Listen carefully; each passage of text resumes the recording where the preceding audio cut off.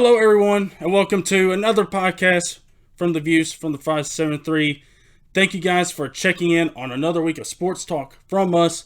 Thanks to Anchor for sponsoring this week's show.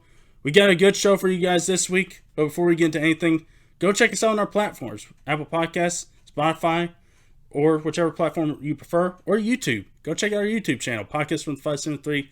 Check out the podcast on there as well. And go give us a follow on one of these and keep up with all the latest action from us. Of course, I am one of your co-hosts, Ryan McDaniel. Happy to be back for another week of talking sports with you guys. And joined alongside by me, as always, is Peter Lewis. Peter, how you doing today? I'm doing great, Ryan. And oh, hold up, I'm getting a call from Oakland. Give me a second. I know this is not professional. Hold on. Hello, Maycock? He did what? Yeah. Let's not bury the lead any further. AB was a hell of a show after we stopped recording last Wednesday. Of course. Of course he is. That's the only way AB rolls. So yeah, let's hope we get this timeline right, because there were a lot of individual events that could have, been a topic for 20 minutes on this show. But we have to reduce it down to, the bare minimum here, because it's a football week, everybody. Yes, it is. We got a bunch of football stuff to get to. So we're obviously going to hit the AB stuff at the top. We're going to be talking about what happened in week one with the NFL, maybe some overreactions that we'll discuss. Also, Peter, I had a rant last week. Peter's got one this week from the person you normally expect to hear a rant from on this show. And guys, we just need to get the trifecta complete. We were talking about it pre-show. The only way we think Matt can do a rant is if the Spurs implode, so cross your fingers, everybody. Or Trout gets traded somewhere for scraps. That's the second. Basically, the Jadeveon Clowney trade is what I'm thinking. So we'll talk about week one of the NFL, and we'll take a look at week two. And we'll take a look back at week two of college football. And we'll look forward to week three, take a look at all the big matchups going on there. But as of course, yes, AB, the timeline is so crazy. Peter, can you get this timeline figured out for us here? Well, before that, we should probably say Matt is dead again, so he is not here this week. The streak is over. But yeah, So essentially we recorded last Wednesday night as our new time has been. And Thursday, we get the news about AB and Raiders GM Maycock getting into a altercation. Basically, because AB was just not involved with the team, missing practices, the helmet thing, the foot, all these things. So eventually, it's going to be a breaking point. They started yelling at each other. They were calling each other names. And it looked like... Actually, no. The Raiders said they were going to be suspending Antonio Brown. And we were all like, how long is this going to be? Will he learn? Yada, yada, yada. So that could have been a good point of conversation. But then, we forgot the Raiders don't have a spine anymore. Especially John Gruden. Because they were saying Friday he would play in Monday night's game. Again, a lot of material to work with for a segment there. But it didn't end there, kids. So I think around... like late Friday, early Saturday, AB had an Instagram post of all the fines he accumulated. It was like nearly $300,000. Which, for these players is, it's noticeable, but not everything. The big thing was because of AB's drama, which, again, we've covered in depth. So, again, missing time for the helmet, the foot, all that stuff. He lost his guaranteed money, which was about $30 million, I believe. So, of course, for AB, that was the end. He was like, oh, my God, I can't do this. I don't want to play here. Saturday, there was the controversy again. And then late Saturday, he posted on Instagram to... he wanted the Oakland Raiders to release him. And then Sunday morning came... No, sorry, I think I mean this backwards. Saturday morning, he asked for the release. Friday night was all the Instagram posting. So yeah, Saturday morning comes, and what do the Raiders do, Ryan McDaniel? What they should have done very earlier. They released Antonio Brown, and the world was like, oh my, the Raiders actually did it. So then AB was a free agent. We all laughed at the clown. But then the joke of, hey, who would take a released Antonio Brown? The Patriots. And folks, comedy became reality because Bill Belichick and the Patriots signed Antonio Brown to a 1-year deal, $15 million, 10 of it guaranteed. And then we were like, this team now has Julian Edelman, Antonio Brown, and just all these weapons to work with. It's unfair. The tragedy was he could not play the Sunday night game against the Steelers, which, oh boy, we'll get into shortly. Because of, like, scheduling, all that, yada, yada. It's sad, because that would have been the perfect story. The Steelers try to send him off to and he comes back to, heaven. But then, in the past 48 hours, a lawsuit's here. And you're probably wondering, well, there was that Miami lawsuit with him, like, throwing furniture out of, like, a 16-story window. Is that it? No, not even close. A little bit worse. Yeah, probably much worse. Antonio Brown, probably shouldn't laugh, was accused of sexual assault and rape by a woman named Brittany Taylor. This is where we are now. All those things that led up to this could have been, multiple conversations, but we're here at something that's, a little more bigger. Basically, the gist of the lawsuit was Taylor had was proposing a business proposal to Antonio Brown for one of her companies that was under scrutiny with the feds, all that. It's typical American federal stuff. She accused him of sexually assaulting her at her house one night, and she filed a civil suit, not a criminal suit. That's a big thing to focus on here. She's more going after the financial impact. She first reported the incident to Time's Up Now in January. Didn't name Brown, though. That was the big thing. But in the past, she was kind of more led to go after AB. And so yeah, that's where we are with Antonio Brown. It got fun, and then it took a dark turn. So yeah, that's where we are, Ryan. Yeah, and discuss on the situation. Look, if this isn't like a couple other situations where we've seen situations like this where it's just a cash grab and it is real, then this is a serious issue, and AB, he's got to go. And with him practicing with the Patriots, he did practice on Wednesday. He wore the number 1 because Ben Watson apparently might. No, Ben Watson will probably end up giving his number away if he is still with the team. But there's been no indication about whether he's going to be playing Sunday or if he's going to be on a pitch count. But he did practice on Wednesday, and of course, with all this coming out, Belichick, it kind of was like, we're focused on Miami right now, the Belichick way. And Peter, if this is true, and he did do this, he's done. I mean, he's basically said, I don't even need football anymore. He's said that in the past. And if this is true, and we'll have to see what happens next. But if this is true, he's gone. He's out there. Yeah, I mean, prior to the allegations, there was enough material to basically for any team to be like, yeah, this man should not be on any NFL team. Yeah. It's just the Patriots' MO. They take the risk on these, these players, and usually it works out. Like, Randy Moss and all them. But let's be real. Randy Moss is just an a-hole. Antonio Brown was a clown. Now we're kind of at that conspiracy now of if this was all planned. Which I feel like we can know for a fact he did not want to play in Oakland, because why would you? Yeah. But from the very beginning, if this was his plan to get to the Patriots, because apparently the Patriots did offer a 2nd and 4th round, which was better than the Raiders' 3rd and 5th round that got him to Oakland.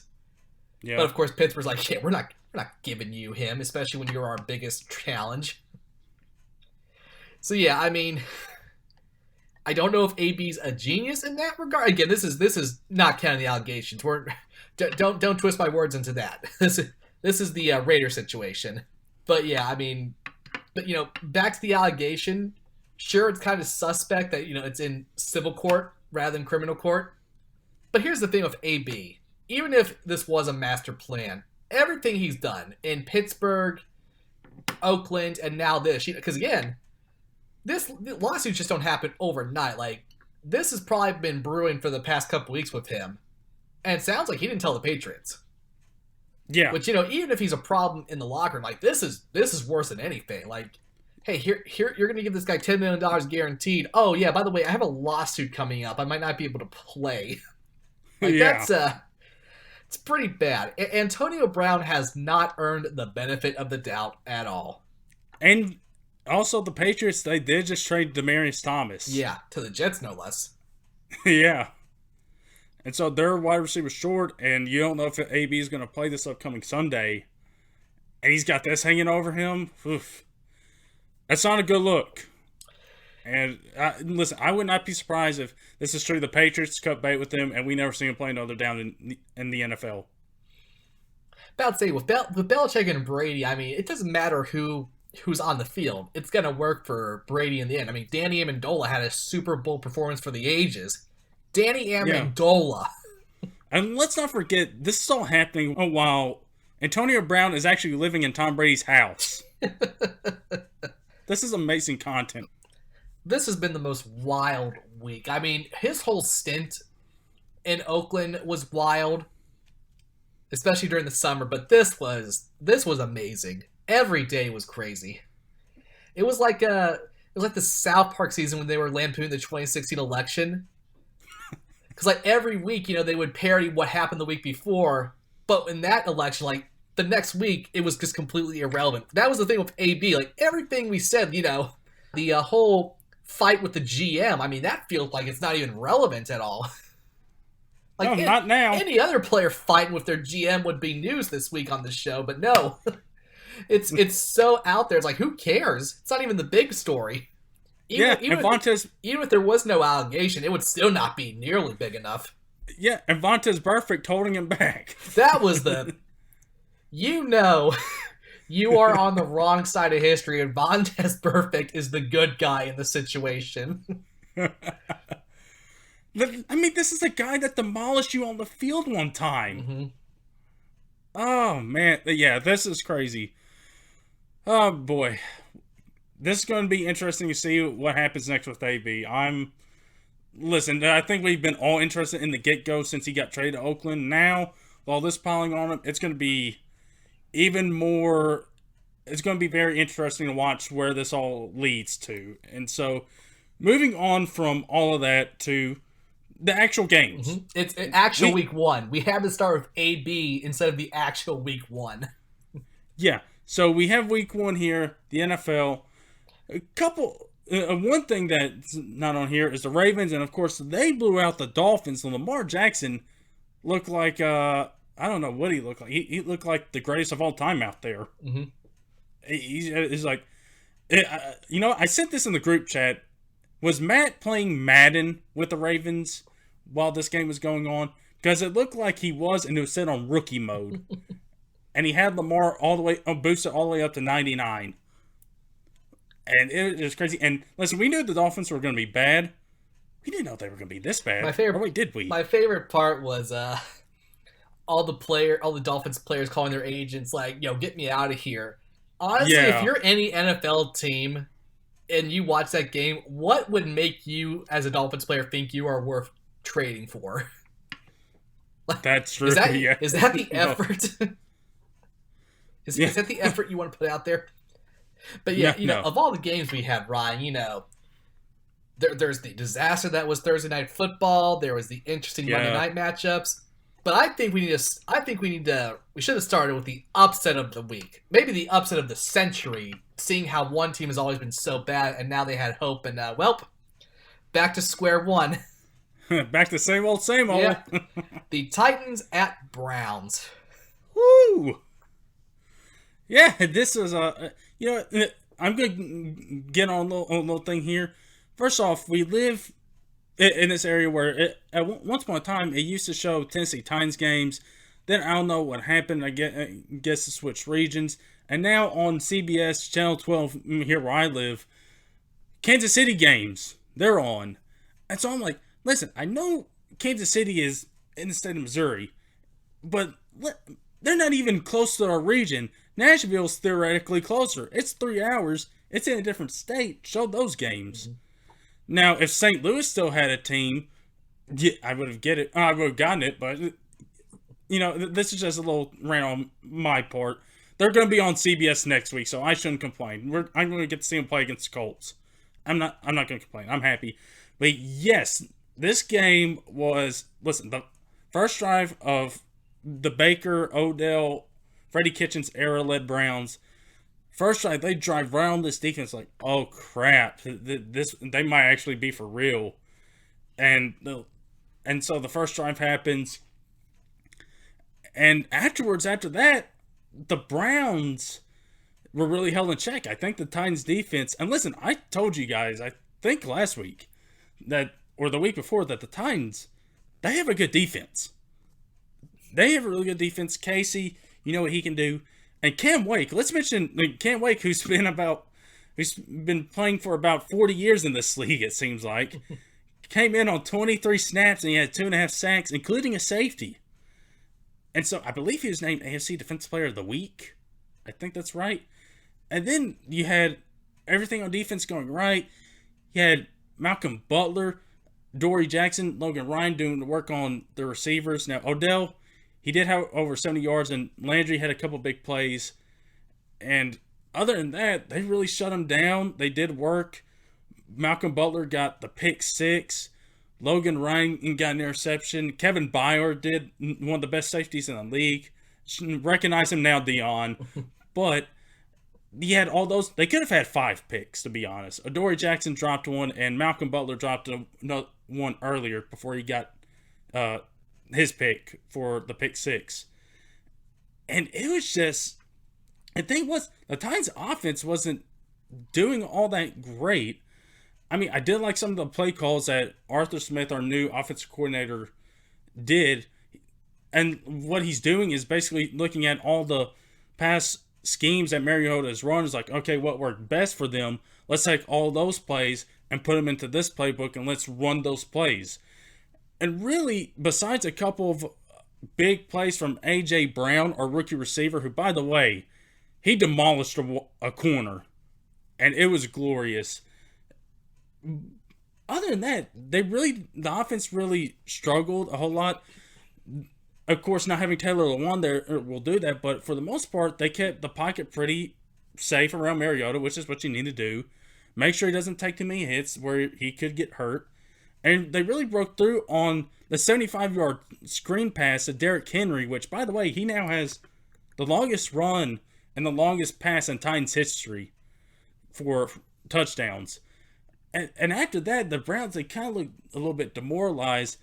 And listen, they kept everybody in check. Baker, he was somewhat efficient with the ball. I have to take a look at the completion attempts. Again, he threw for about 285, I believe. He had the 1 touchdown early, and then he had the 3 picks. Chubb, just a solid day, nothing special. Henry had about 159 yards, which kind of, you see the 85 yards rushing he had. It's like, okay, that's fine. And also you had Delaney Walker coming back. The 2 touchdowns there. And listen, he said it best after the game. They are who we thought they were. And then I think I saw somebody caption on Twitter, but they didn't let them off the hook. And boy, they didn't. Man, I have to check the final score. I should know this since I'm a Titans fan, but it was a beatdown. And the hype, my goodness, what a way for it to be deflated in week 1. Well, with the amount of scoring they did in the fourth quarter, you can be forgiven for not knowing what that final score was, because it felt like every time I was checking the update, it just kept going up, so. Yeah, 43-13, and also the Browns. Mm-hmm. A lot of it was undisciplined. I believe it was 18 penalties that they had. Yeah, I mean, that whole... the Browns might as well integrate yellow into their color scheme pretty soon, if this is the case. 182 yards of penalties. And also, Greg Robinson, who's still a bust, dating back all the way to his Rams days, kicked Kenny Vaccaro in the head and got thrown out. Their second-string left tackle, he got hurt, so they had to have a third-string guy back in there. And the Browns, it was just a lot of stupid little things. But for the Titans, I am so happy that they did this. And looking to week 2, listen, you're going to have to come back and prove this is not a fluke. That's always been a thing that's been a problem with them. You have to show that you can put games together like this back to back. And also it's against the Colts, who, even though they don't have Andrew Luck, it's a division game and anything can happen. And Brissett looked pretty solid in the game against the Chargers last week. Mm-hmm. So anything can happen. I'm happy we got the win to start off the season. The Browns fans were reverting back to their normal selves from what I read back in during the game while they were getting beat down. It was a good day for me as a Titan fan and for Titans fans everywhere to see the hype train kind of take a little bit of a halt here. So I was pretty happy. Now, Peter... Well, hold on. Let's just say, since Matt loves to ridicule college football so much, that Miami-Florida game had 23 combined penalties. Browns got 18 by themselves. So, yeah, sure, Matt, this is the pinnacle of football here. But yeah, take a look at the Dolphins, too, by the way. Here's the thing. I mean, we kind of knew, and I hope one of us at least said this, all those 2 months ago we were doing the AFC North, that there was unpredictability with the Browns. Now, you can look at it in a positive light or a negative light. I think the middle is kind of what the Titans are. They're boom or bust. Like, it's not surprising the Titans won that game, but and especially you, Ryan, knowing as a Titans fan, there's going to be some questionable losses here down the road. Well, yeah, and that's the thing that they have to build on to destroy that image of the boom or bust Titans, is being able to put games together where it's kind of like the Steelers in a way. And, like, you're losing games you shouldn't. Like, I think it was last year or a couple years ago where they had that Bills game and they should have won it, but that dude dropped an easy touchdown wide open, and next day they cut him. To talk about Bill Belichick levels of savage from my Titans there, but yeah, you have to wonder about that. And with the Browns, listen, they'll get stuff figured out. Yeah, I mean, they just have so much to work with. I still have faith in the Church of Baker. Listen, every church has an embarrassing thing in their history. The Catholics and the Inquisition. There's tons of stuff. And again, I'm Catholic, so I can signal them out. So sue me, fam. Let's not mention Blake Bortles' church had a lot of those. Oh, that was just consistently embarrassing. Yes. It was fun. It was funny at first, but then you kind of realize, oh, this is bad. Yeah, this is bad. But you know what? They got Odell, they got Nick Chubb, they got David Njoku, who they really need to start using more. Yeah. I like Njoku a whole lot. He's a good guy. Defense, again, you can't say because they lost Bill Peppers that was the key. Because he was kind of, not elite. He was a good player, but, he wasn't the whole team. So there's no reason to panic in Cleveland just yet. Again, we were all kind of aware of this subconsciously, that, they're still the Browns at the end of the day. It's not time to panic. That's for week 2 to happen. Now, let me tell you, week 1, it's the ultimate thing. If you lose, it's only week 1. It's fine. We'll see what happens. Week 1, we're going all the way to the freaking Super Bowl, everybody. We beat the crap out of them. We're going all the way. Every single Cowboys fan I saw on Twitter was saying those exact words. Yeah, they were. But yeah, you know what? Listen, everybody, if your team loses week 1, excluding the Dolphins, you're probably not screwed just yet. There's time to figure it out. Yeah. Now moving on to the Sunday Night Football game of the week with the Steelers and Patriots. Blow it up! Blow this up!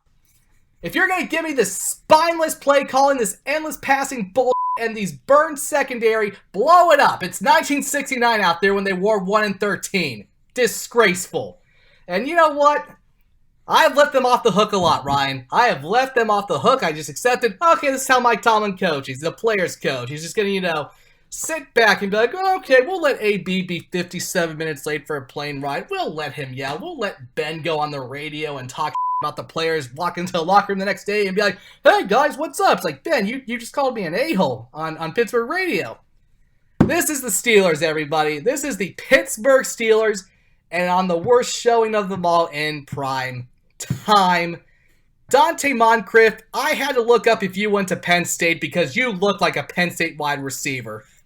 3 for 10 for only 7 yards, and some of those drops were just inexcusable. He went to Mississippi, for anyone who's wondering, which you can justify because Mississippi doesn't teach good, because that state's backwards. Not A.J. Brown, though. But I'll tell you this.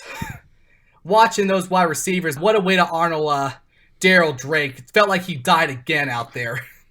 Oh. And Keith, Randy Fletcher, you know what? Let me go to defense first. Keith Butler, you are the most worthless human being I've ever seen. Joe Hayden, I don't know how you got that 2-year, $22 million deal, but you know what? Maybe that ACL sprain was good for you, because now we don't have to worry about you out there just being burnt like everybody else.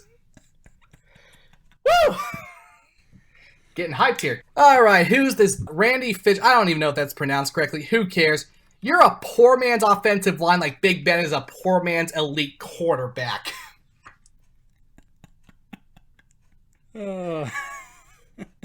Yeah. I guess I have to go back to the usual. Well, Mike Tomlin's just an incompetent play caller who's just, again, he's a player's coach, and you know what?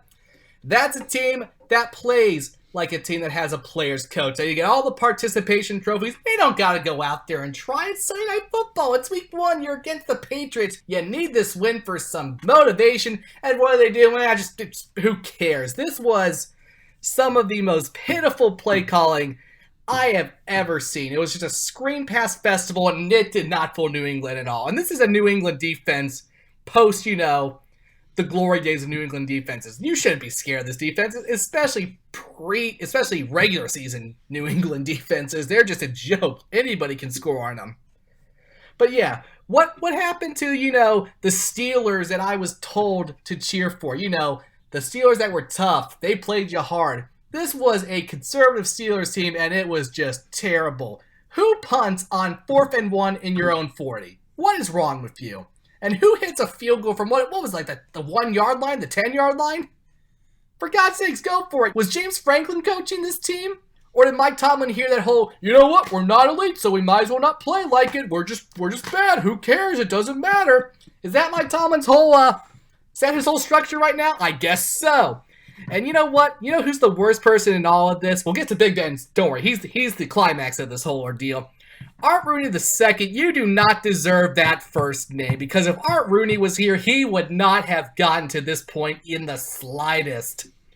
The moment Mike Tomlin was showing signs of weakness, he would have been like, all right, you're out, son. You can't do this. You are a disgrace to your dead dad, the great Dan Rooney. And somebody else in that Rooney-Mara family better take over here soon. And now we get to the main event, the leader of men, Benjamin Roethlisberger. Boy, you think he can do 3 or 5 more years, Ben? After that performance and just how you didn't even care. That is me passing to somebody. It's like when you're younger in the neighborhood and all your friends are playing, and then there's that one weird kid, and the mom goes to all your moms and says, have my son play with your son. It's like, oh, I don't want to play with this kid. He sucks. And you're playing football, and you're just like, yeah, I got to throw to him. And you just, you have no effort there. That is Big Ben throwing to everybody. Big Ben is like if that kid became the quarterback. It's just no heart. How do you have Juju Smith-Schuster on your team and you don't even care to use him properly? How do you have James Conner back there who can show he can do more? You just give him 10 rushes that go nowhere. Is that where we are? Is that where we are? I'd rather have 3 to 5 years of Christian Hackenberg, because at least I know what I'm going to get. I'm not going to get a freaking fraud out there every week who everyone keeps saying, Peter, he's good. He's led you to Super Bowls. I know he has, and that's what sucks, because he should be better. Everyone was saying he was a dark horse for the MVP. Not after that performance, let me tell you that, son. This fat slob needs to freaking retire and go do what he does best. Get a job in Pittsburgh radio and just rant about the team. You do it already. I don't even know why you're on the field. You know what? This is the town that turned away Terry Bradshaw after just 2 not good years. If that's where we're drawing the line with Terry Bradshaw, a good guy, he's got a good singing voice for, oh, Peter, he didn't really like Pittsburgh. Yeah, it was Pittsburgh in the 70s. Even people who lived there probably didn't like it. If that's the line we're drawing, of course, in Pittsburgh, Cincinnati, Big Ben should have been sent there long ago. Woo! I think I've said all I really need to. Yeah, bad game for the Steelers. That's what you can boil all that down to. If you guys didn't know, the Patriots ended up winning that game. Oh, 33-3. It was a nightmare. The one regular season game I bothered to watch this year, and that's what it probably will be. Of course it is. All right, so there's a couple other games besides that. Of course, you mentioned the Thursday night game, which the Thursday night game was blah. I was out watching a movie. I was out watching It Chapter 2, which, speaking of clowns, Peter, with Pittsburgh, they probably should have been in that movie. So I heard it's a great comedy, which is pretty much the AB situation minus, the past 48 hours. You know what? AB probably should have been in that movie. He's a clown. Pennywise would have gone along great. I'd rather watch that than this game again, because unfortunately I had to get, highlights for it, and Ryan, that was not easy.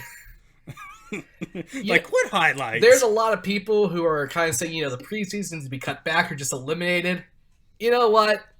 This game shows why we need preseason, and I hate to admit that. Yeah. Because no one likes the preseason, but those teams need it. And I know Matt's not here, but of course he texted after I was like, this game sucks. He's like, I think it's a great game. Because of course, Matt likes trash, i.e. the Ravens. Well, before Lamar came aboard. How did he get that? He doesn't deserve it. Yeah, I don't know if that game was just good defense. Which again, defense is fun and fine and all. But if the whole game is just defense and nothing's happening on offense, what's the point? Yeah. So recap the games that we picked. Falcons and Vikings. You guys picked it. I picked the Falcons. The Falcons. They ended up losing this one. Dalvin Cook ran over to them like they were a bunch of pee-wee football players. Yeah, guy face had Zeke and Dalvin Cook. It was not a good week one for Peter's team. Yeah. Especially when Kirk Cousins. Especially when my answer was Kerryon Johnson and Philip Lindsay. So not a good week one. Kirk Cousins, I think he only threw like 10 total passes, had 98 yards. But you know what? That was what they needed from him. The score kind of maybe suggests it could have been a little bit closer than it was. No, it was just a stranglehold for the whole game. Yeah. Bills, Jets. Jets fans, they were in a frenzy Comeback by the end of this of game. The week. Yeah, shout out to the Bills for coming back and winning this game. The Jets, CJ Mosley was supposedly doing great. He gets hurt. And after that, the Jets end up losing this game. They were all in a frenzy. And they're kind of like the Browns, like, let's go back from square one. The Rams at Panthers. This game was a lot closer when I was watching it. And then the Rams, they ended up winning this one at home. We all picked that one. Then we had Chiefs at Jaguars, which I didn't know, Peter. Is the thing with broken collarbones or clavicles going to be the thing this year? Because Nick Foles suffered that. Tyreek Hill suffered somewhat of that, although not as severe. Well, that's from the football gods, so. Yeah, Mahomes limped a little bit, which now I was like, good, please no, don't scare me like that. I have him starting. I ended up winning big this week, and he was part of it. It's great. Oh, rub it in. But Chiefs end up winning this one. That defense still does not look good. You had Gardner Minshew, a guy from Washington State, from our good friend Mike Leach. He came in there, had like 12, 13 straight completions. But again, it's the Chiefs' defense. They're not good, and it's going to be another rough year for them. But the Chiefs get the dub here.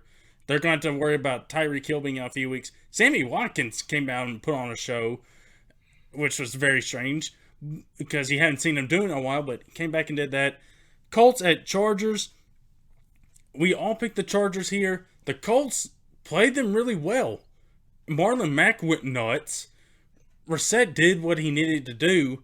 Malik Hooker had a crazy interception. Hunter Henry is now out for 4 to 6 weeks. And Mike Williams supposedly has a sprained knee. That's not good. It looks like my Super Bowl pick right there are going to be screwed up. Like Peters was a couple years ago. Then, of course, I had the Steelers-Patriots game. I picked the Patriots there.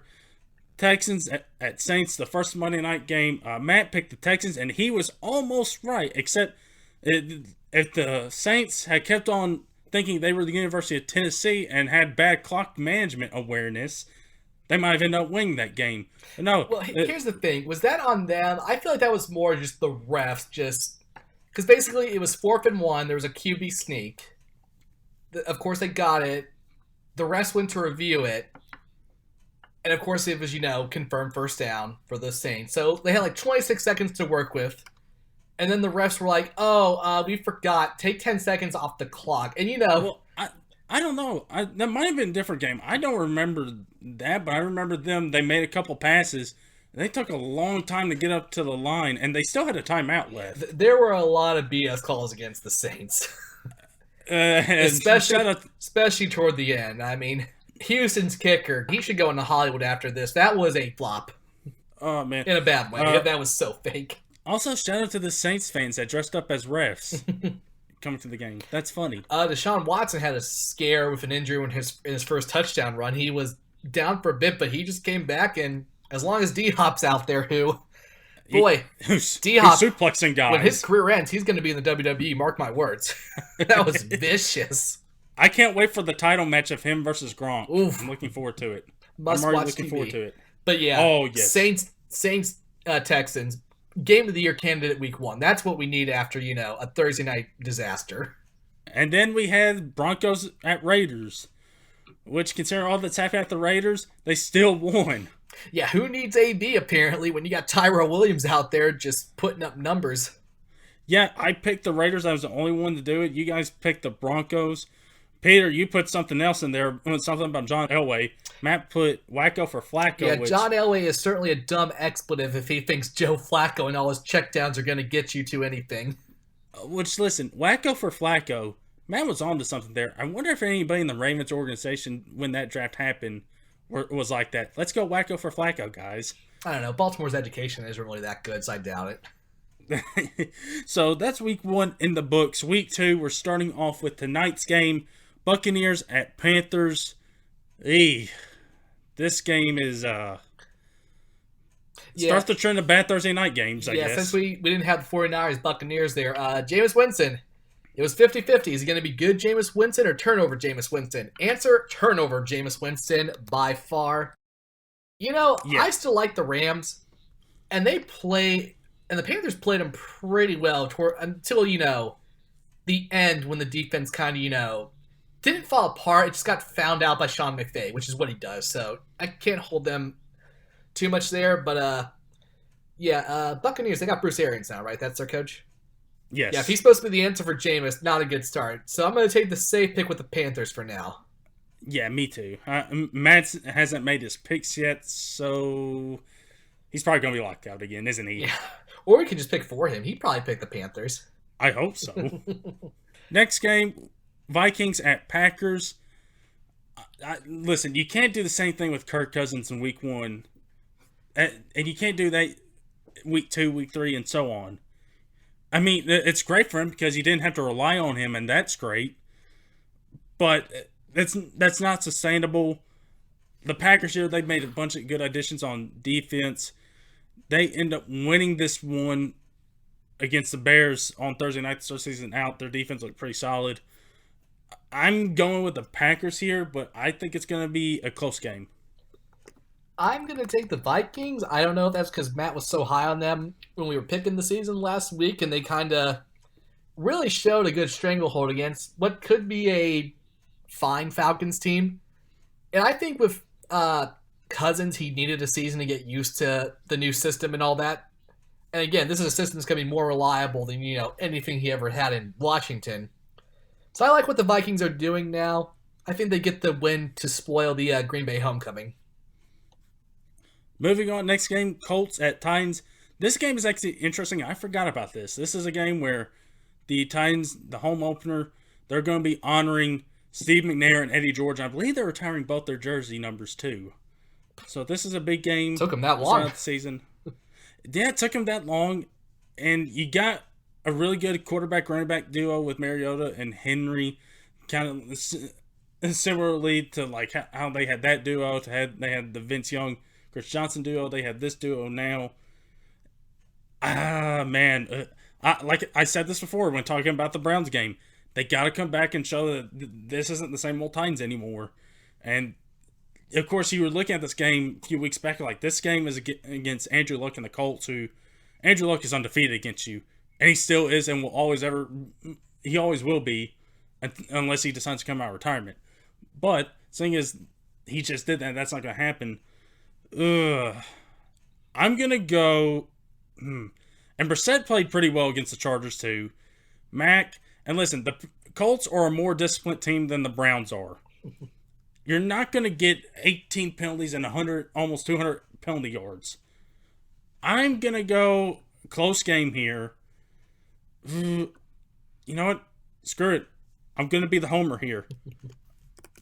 I'm going to say we somehow find a way to beat the Colts. I don't know how. I think it's going to happen. I think plus also you got to beat the Colts on Steve McNair and Eddie George Day, right? You kind of got to. I don't know. These games where you honor people are always a wild card. Back in like the turn of the millennium, Penn State was honoring one of their players who had like a near spinal injury, and Miami just destroyed them at home. So yeah, these games are kind of wild card. I probably would have picked the Titans if it wasn't for the fact that the Colts look like what they were going to be with Andrew Luck, especially because again, facing the Chargers, that's a pretty good test of how competent you are. And I'll tell you this about the Colts too. The Browns, looking at the Browns right now, Baker's a better quarterback than Brissett, I think we can say. More talented at least.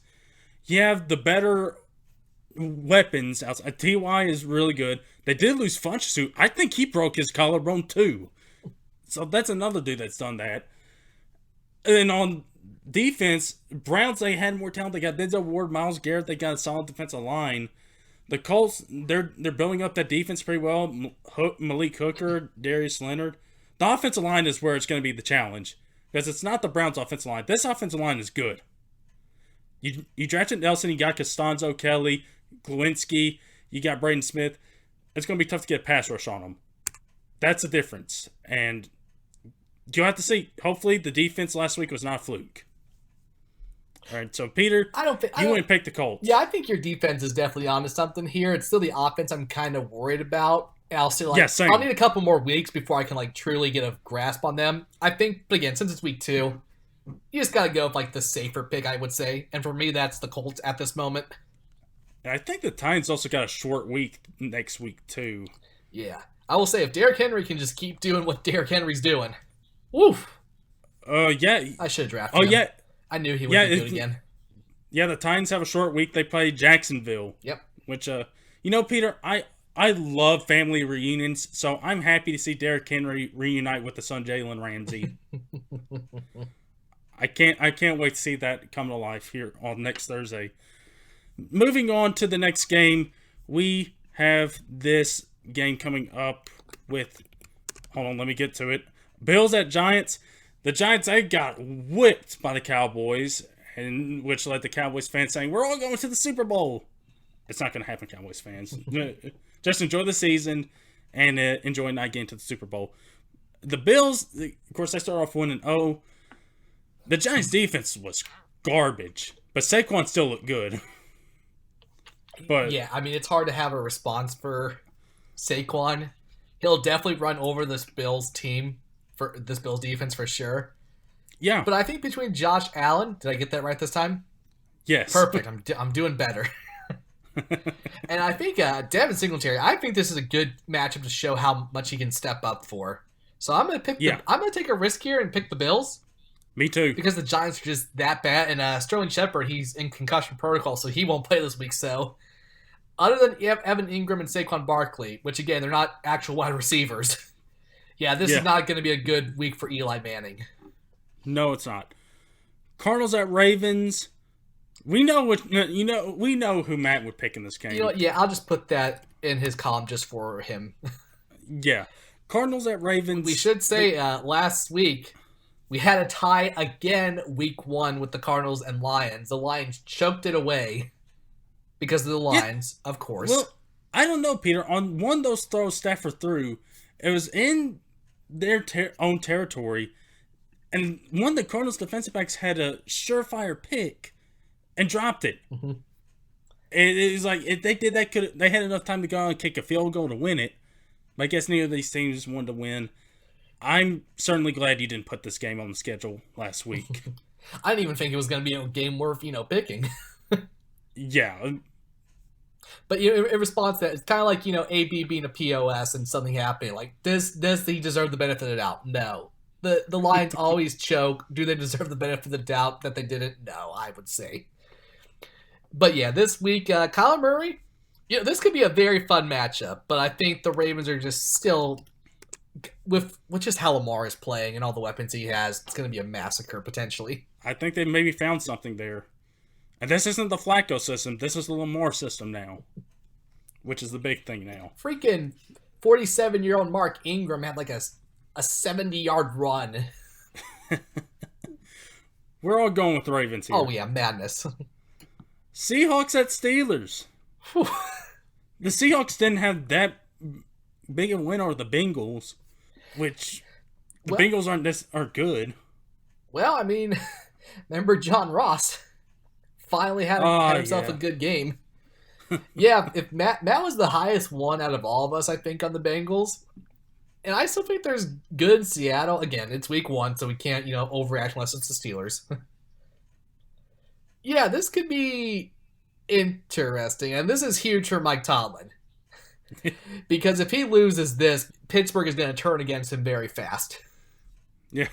And that's the thing. I don't know if Mike Tomlin thinks Seattle's a good team or a bad team. And that's going to make all the difference here. Yeah. Because here's the thing. There's no pressure in Pittsburgh. Art Murray II's not, putting pressure on anybody. He definitely didn't wake up Monday morning like, you know what, we really need to win Sunday. It's just like, nope, we're game by game basis. We'll decide later. In that case, give me the Seahawks. I'm going with their Steelers. Yeah, have fun with that. It's Next in game. Pittsburgh. If they're losing, you're about to see a Pittsburgh crowd boo the Steelers. It'll be a rare sighting. Oh, man. They might chant for Tommy Maddox again. That's a name I haven't heard in a long time. For the people who don't know what that means, the 2004 AFC Championship, or I guess technically the 2005 one, Ben was doing terrible. And again, this is the rookie year he took over when Maddox got hurt. The Steelers crowd started chanting for Tommy Maddox during the AFC Championship with Roethlisberger on the field. Although, who knows? Maybe this year they'll start chanting for Rudolph. Oh, yeah. That would be so fun. Rudolph jokes. Oh. That, or if they lose this week, I want them to start tanking for either Tua or Lawrence next year. Get an actual quarterback that can be good. The next game, Cowboys at Redskins. Listen, the Redskins put up a fight against the Eagles. They were up. You had Vernon Davis, who's 50 years old, doing all sorts of crazy stuff. But at the same time, and Keenum looked pretty decent. But at the same time, the Cowboys, even though it was against the Giants, Dak looked pretty good. Had a perfect passer rating. Michael Gallup looked pretty good. Yeah, but I just got more of a feeling that was just the Eagles being lazy because they were down by like 21. And they just, when they realized, oh, yeah, we got to play football. They're the reverse Steelers. Like, they can play down to the competition and actually come back. Yeah. So I'm still confident in the Cowboys. Me too. I hate to say that, but what have you. And I'm not picking the Redskins. They cut me when I was good. I could have been a good quarterback. I know. No, not really. I was in it for the money, the prestige of getting injured. Next game, Jaguars at Texans. Got a couple AFC South and divisional games this week. And Nick Foles is not going to be starting. You got Gardner Minshew. Mike Leach's favorite quarterback, probably. It's at Houston. Jacksonville, and the defense, you were hoping the defense was going to get back to how they looked like in 2017. Obviously, when you're going to get to the Chiefs, that you're probably not. It's not going to happen. The Texans, they look good Monday night. They just had some bad breaks go their way. I'm going with the Texans here. Yeah, I think it's just much safer. I still like the Jaguars defense, and I still, offensively, they still have Fournette.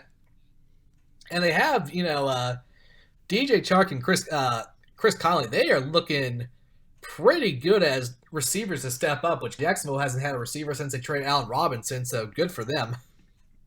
Yeah, back when they had Robinson and Hearns. Oh, man, yeah. So next game, we have the Sunday night game, Eagles at Falcons. Of course, Falcons ended up losing week 1 against the Vikings. Eagles win against the Redskins. Eagles, it took them a while, but they came back. The Falcons, like we mentioned, got demolished by Dalvin Cook. Mm-hmm.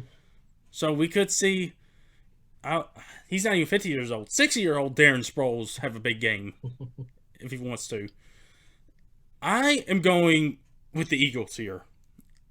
I'm second guessing on how good the Falcons offense can be, and how helpful having Deion Jones and Keanu Neal back on that defense. I think I've overestimated how much having them back will help. I like the Eagles here. I think this is going to be the start of something. We saw glimpses of MVP Carson Wentz come back on Sunday, and I think this could be a trend. Yeah, Eagles, just too much to work with, especially with Wentz out there. I like him more than Matty Ice. I think it's past. Yeah.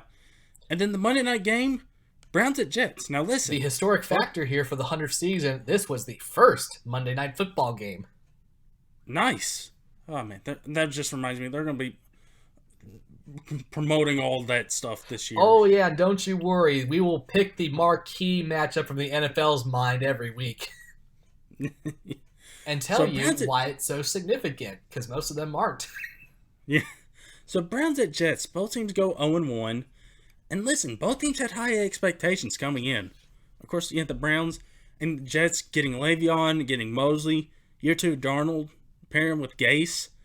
And like I said, New York Jets fans were frenzy last week. Of course, and that simmered down. Same way with Browns fans. Whoever loses this game, Peter, I think we could see people question about the hype that they had going into the season. Mm-hmm.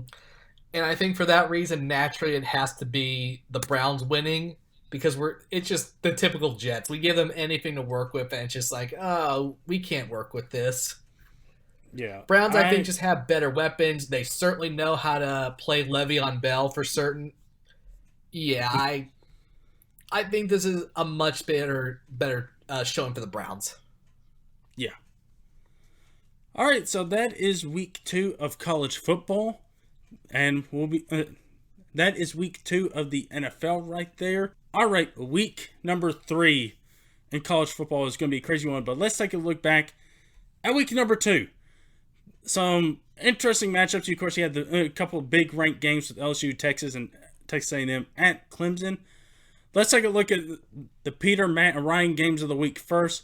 Peter, Penn State won against Buffalo. We all got that one right. That was worrying after the first half, because Buffalo was leading 10-7. And I was, oh boy. We could have had 2 rants for the price of 1 this week, but thankfully for once, James Franklin did something correct and they won. Yeah. Matt game of the week, Sacramento State at Arizona State. We all picked Herm. And this was actually closer. It was only 19-7. Oh, man. But you know what? Herm knew he only needed 19 to win because they couldn't score more than 7. So after that, he just, went to the pool. Yeah. The Ryan game of the week. My team actually showed some effort, but they forgot how to defend a 64-yard pass with less than 30 seconds left. And I am so glad. I was in the theater. I mentioned this. I was watching It Chapter 2. I was keeping up with this. The theater was packed. I'm sure people were behind me were not happy with me and the fact that I was on my phone checking to see if we somehow found a way to win. Are you one of those who doesn't turn down the brightness? Oh, no. I turned down the brightness. Okay, in that case, yeah, it's not too distracting. Yeah, but like, I'm sure it probably annoyed some people, but listen, that happened once it got to overtime, and when they kicked the field goal, when Tennessee kicked the field goal to go up in the second overtime, I was like, BYU's going to score here and we're going to lose. This is how it's going to happen. It always happens. And sure enough, within 2 plays, it happens. And what else happened with this game, Ryan, from a spreadsheet standpoint? You got 10 points out of it. Yeah, baby. The stupid risk of getting 10 if they lose, or 10 if they win, and 5 if they lose, paid off. Well, like I said, I'm glad I wasn't there to watch this game. It would have been only another thing of heartbreak for me. It's rough, guys. It's rough. Next game, round of game of the week. Number 13, SEMO, and number 19, Montana State. We all picked SEMO here, and Montana State, they put work in. Yep. It's fitting that we were all incorrect and the spreadsheet is red when it is. So it's fitting for SEMO. Ivy League game of the week, Army at Michigan. Army, oh man, I wish I was rooting for Army to win this game. Michigan barely wins in overtime and double overtime, I believe. Yep. Oh, I think man. Army. I definitely know Army took Oklahoma to overtime last year. I think maybe it was second as well. So, yeah, big program scheduling Army. Don't. Yeah, Army, you had one job. You had one job. I will say because of the Army performance against Oklahoma last year, I don't think this hurts Michigan at all in the potential for a playoff if they go undefeated. Yeah, I don't think it does either. You did bring up a good point. Oklahoma, that situation, yeah. Old Dominion at Virginia Tech. Matt decides, like, well, you know what? Old Dominion had the crazy upset of Virginia Tech last year. They'll do it again. Yeah, Lightning usually doesn't strike twice. Yeah, Virginia Tech ended up winning this one. Next, West Virginia and Missouri. I went with Old Country Roads. You guys went with Missouri, who they win, and the first win of a year in which they will not be able to make the bowl games. Mm-hmm. So, good looking up, Mizzou. I know my team might not go to a bowl game, but at least my team is going to a bowl game because they're bad, not because they did some stupid crap. Vanderbilt at Purdue, what I dubbed the black and gold bowl game. Purdue ended up winning this one. You and me got that right. Matt ended up taking a loss on that one. Number 18, UCF at Florida Atlantic. Sorry, Lane Kiffin. You got dubbed by UCF. We all picked UCF there.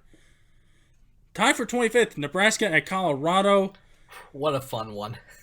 Oh, man. Scott Fraud strikes again, everybody. He's back. So you guys picked up. I hope he's, like, winless come, like, a weird matchup like Bethune Cookman, like, last year. So we can have him in the spreadsheet. Yeah, Nebraska sucks. Colorado, which, you know what? I'm really happy they won. Not because I picked them, but because that stadium was just filled with Nebraska fans.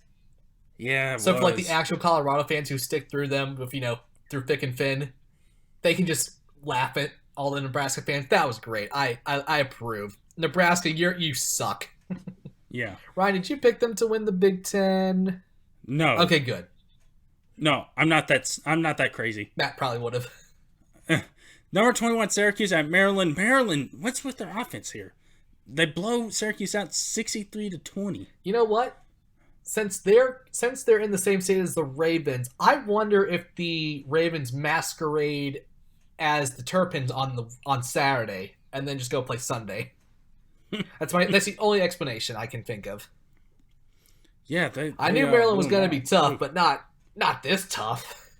Yeah, Cincinnati at number 5, Ohio State. We all picked Ohio State there, no doubt about it. Number 23, Stanford at USC. This was vintage USC. Yes, it was. Rolling there with a freshman quarterback and stomp Stanford. Just crazy. Yeah, and you're right. This is vintage USC. We haven't seen this USC in a long time. I think they were down like 23 to like 3 at the half or something. And like the second half, they were like 42-7. It was just ridiculous. Yeah, it was crazy. Then the big games of the week: 6 LSU at Texas. I went with Texas. Goodbye, playoff pick there in Texas. Maybe. I can't put it in the best way Matt Mormon could or Ed Ordron could, but go Tigers. LSU wins this one on the road, and that's a good out-of-conference win for them. Clemson. LSU had to fight for that one because it was like 100 humidity in that stadium, and those players they were just dropping like flies. Like, I'm pretty sure from the Texas fan standpoint, they thought they just kept faking injuries to slow down momentum. No, I just think those kids were not ready for the Texas heat, especially at night. And you know what, Joe Burrow, he looked awesome. Yeah. I mean, Ohio State, you had him on your roster, but you got Justin Fields, you had JT Barrett, and JT Barrett was still there last year, right? I'm forgetting. He was there for so many years. The next game, the final game, A&M at Clemson. Clemson wins that one big. Don't let the score fool you. It was not that close. It was just a Anaconda vice grip for the entire game from Clemson to Texas A&M. Yeah. It really was. Clemson rolls. Although, Now, in fairness, Dabo did better with A&M than he probably could have with Florida State at this point. Oof. Florida State should have lost that game. Yeah. Who would have fought a kicker for UL Monroe would be bad. Oh, Peter, I would be the first one to tell you. That dude sucks. I would be the first one in line to tell you that. Week 3. The Peter game of the week. Pittsburgh at Penn State. My favorite time of the year where I can hate the city I love. Hey, Ryan, what do Pitt and Penn State students have in common? They both suck. They both applied to Penn State.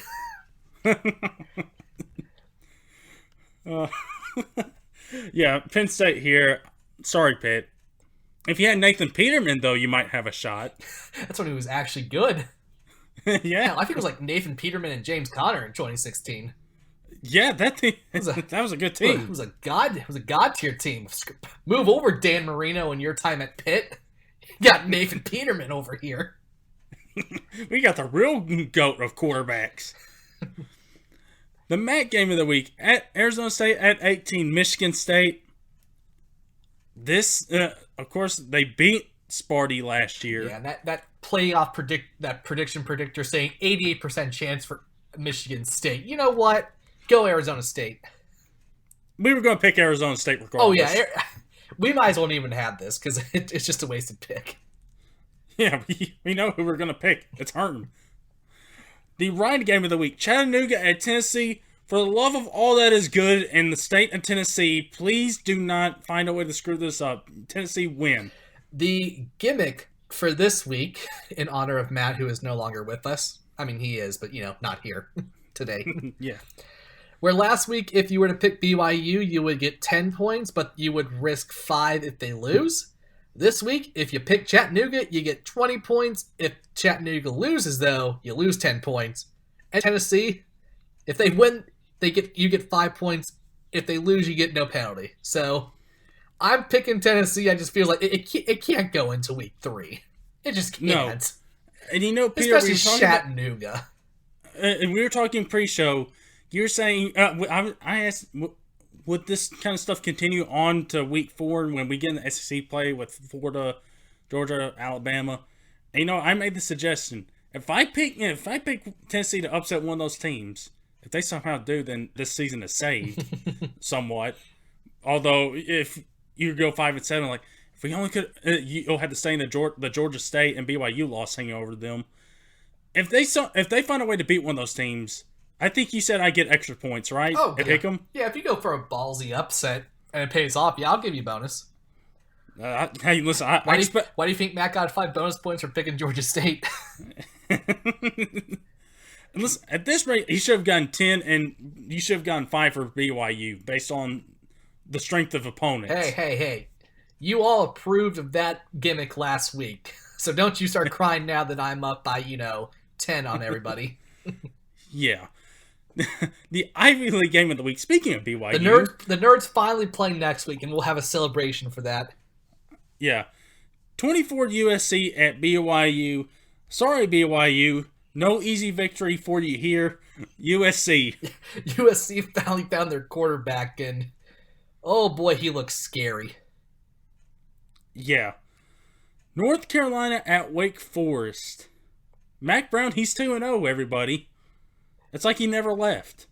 Yeah, Chris, I want to check. Who did he beat last week? Yeah, Miami, and again, they've been close games with South Carolina and Miami, but hey, 2 W's. That's not bad. And Wake Forest sucks. So you know what, Mac? Keep on rolling. North Carolina could easily be ranked if they win. Yeah, UNC here. I think, they're going to get the win. TCU at Purdue. You know what? Shout out to Purdue. They're a ballsy team because they scheduled a SEC team last week. Again, not a good one.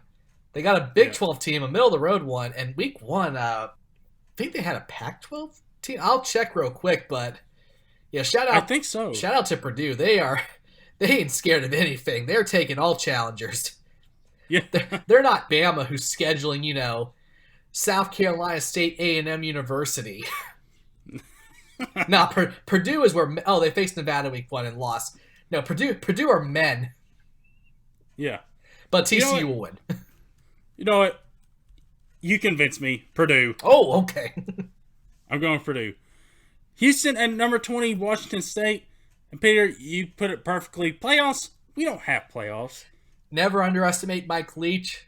Houston, I don't really think they're good anymore. So, yeah, go Cougars. You know what? Since we're such fans of Mike Leach, we should probably go follow him on Twitter. Oh, I already do. Well, if Matt doesn't... I've followed him forever. Matt, if you're listening to this, stop what you're doing and go follow him right now. Next, Kansas State and Mississippi State. Honestly, I just put this in there just to fill up a matchup, and it's SEC versus Big 12. I don't care. Mississippi State, why not? Yeah, Mississippi State here. I like that offense of theirs that Moorhead has got going. The Stevens, I miss Kylan you, Dan. Hill. I miss you, Dan. Next, number 9 Florida at Kentucky. Last year, Kentucky broke the streak, and another streak is going to continue. Florida's domination over them still. Mm-hmm. Kentucky sucks again. Florida here, easy. Yeah, Benny Snell is unfortunately in Pittsburgh right now, and I bet he wishes he could have stayed an extra year in Kentucky. Yeah. So, next game, Georgia State at Western Michigan. Sorry, Georgia State. you thought we were easy. You got freaking Furman, who I think they lost last week to them. And you got Western Michigan. Oh, boy, you got some heavyweights here. Mm-hmm. Yeah, in honor of Georgia State's committing misery to Ryan, we had to give him at least one matchup. So, here we go. Yeah. We got Western Michigan here. Oh, yeah, same. Number 2, Alabama at South Carolina. Sorry, Roll Tide. Yeah, sorry, Muschamp. You're taking a huge L here at home. Which, I'll mention, their freshman quarterback, Ryan Helinski, he looked really solid last week. Oh, yeah. After Jake Bentley, he's out for the season. Another freshman quarterback is stepping up there. Hint, hint, Jeremy Pruitt. Try it. It might work. Stanford at 17, UCF. This is a UCF scheduling a big boy from a big boy conference. I think they'll get the W here. Oh, yeah. I'm pretty sure they were hoping Stanford would have beat USC convincingly last week to, be ranked. So they could be like, hey, we beat a ranked opponent. Yeah, unfortunately, USC's back, baby. Yeah. And you know who'll be back soon with them? Urban Meyer. It's going to happen, kids. It's going to happen. You know it. Well, Lynn Swann retired as AD of USC. And so Clay Helton, it depends on what happens here. If they have any more tumbles, he could be losing a job. We could be seeing Urban there. I just want to say with Lynn Swann stepping down, somewhere John Stallworth is just laughing. The days when Pittsburgh football was good. And not garbage. So next Come game, back, Bill Cowher, please. We need you. Number 1 Clemson at Syracuse. You know, this is another thing we talked pre-show. I'm being crazy here. It's worked out for both of you. I'm going with Syracuse here. I want some extra points. I want some of what you guys are having. Yeah, fair enough. It's the Carrier Dome. Syracuse has had this team's number the past 2 years. Yeah, it could happen. And you know what? Knowing I'm a fan of Tennessee, it's going to go against me, isn't it? Yeah. At least there's no penalty for getting the pick wrong. Yeah. Now, if you keep abusing this system, then we'll start penalizing. Yeah. Number 19, Iowa at Iowa State. I believe this is where game day is going, if I'm right. Yeah, it is. And Iowa State, they won last week, but not convincingly. So they're no longer ranked, which is a shame. It would have been good to see these two schools in a matchup ranked. Either way, it's going to be a super fun game. These two teams put on some fun football. Iowa State, I don't think they've beat Iowa in like 5 years. So, TikTok. Yeah. You know what? They're due. Give me Iowa State. You can call me a homer, but I always take the Big Ten team. Then we have a bonus, everybody. Yep, Price is Right rules. Yeah. How many points does Maryland beat Temple by? Mm-hmm. They decimated Howard 79-0.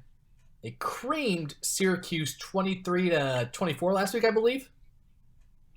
no, Now Temple. they scored six. They scored six. Hold on, you're talking about Temple? No, Maryland. No, Maryland scored 63 on them. That's what I'm saying. But they Syracuse got like what 24-21. They got 20. Okay. Yeah.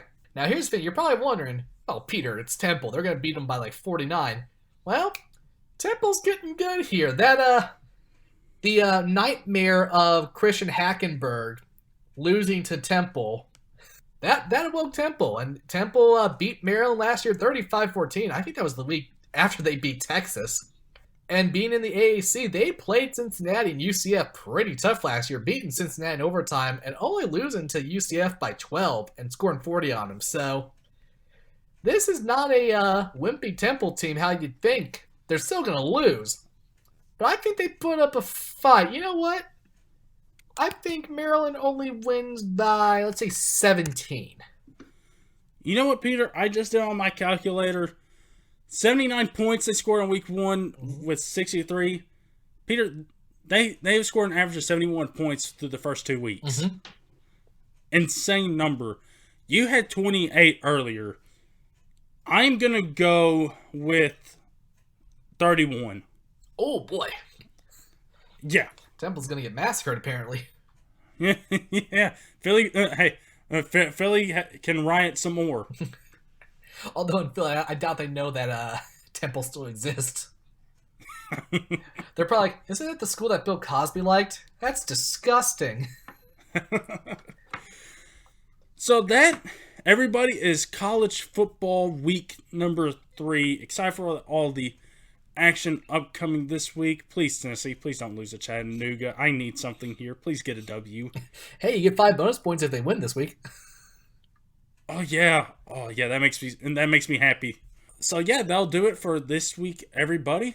Peter, where can everybody find you at on social media? The actual Peter, and it's probably going to be a fun place if the Steelers start losing here. yeah, it is. You can find me at RyanViews573 on Twitter. Check out our Views account on Twitter as well, Views573pod. You can also check out entertainment. I didn't mention that at the top. Check out entertainment. I think we're about due for another entertainment episode, so be on the lookout there. We'll figure out what it's going to be. We've had some discussions, so be on the lookout on our accounts and on the entertainment account as well, at entertainment_573pod on that one. With that being said, everybody, we'll see if AB is up to anything else next week. I'm pretty sure we'll have some more AB talk. It seems to be the trend here. It was during a period of, I feel like the summer, where we talked about him for about 5 or 6 straight weeks. Thank you guys for listening, and we will talk to you guys next time.